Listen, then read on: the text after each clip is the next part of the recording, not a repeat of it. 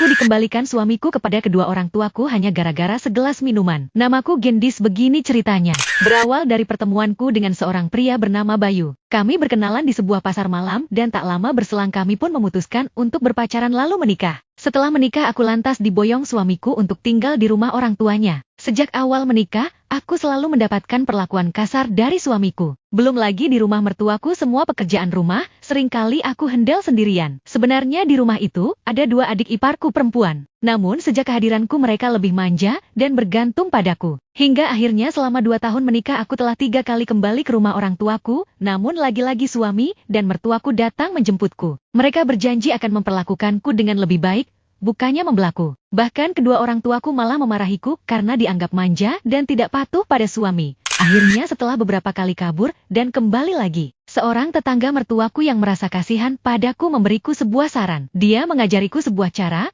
agar suamiku bisa tunduk dan patuh padaku. Caranya sederhana, hanya bermodalkan niat dalam hati. Sore itu sehabis maghrib, ketika suamiku pulang, aku membuatkan dia segelas kopi. Kopi itu telah aku bacakan ayat khusus dan aku masukkan cairan merah dari pembalutku dan juga ilerku. Hal itu kulakukan selama 3 hari berturut-turut. Bulan pertama, aku merasakan ada sedikit reaksi. Suamiku mulai sering bercanda denganku dan menuruti beberapa kemauan kecilku. Bahkan dia sering membantuku bekerja di dapur. Dan lanjut bulan kedua aku kembali melakukan hal yang sama.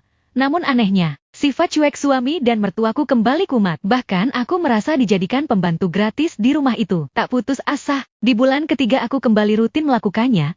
Bahkan semua makanan kuperlakukan sama, sehingga dimakan semua orang yang ada di rumah itu kecuali aku. Singkat cerita, 6 bulan berlalu perlakuan suamiku dan keluarganya sedikit membaik. Namun sayangnya, di suatu malam iparku memergoki aksiku dan melaporkan pada suamiku dan mertuaku. Aku lantas disidang dan terpaksa mengakui semua perbuatanku. Merasa tak terima, akhirnya suami dan mertuaku sepakat memulangkanku secara baik-baik pada keluargaku.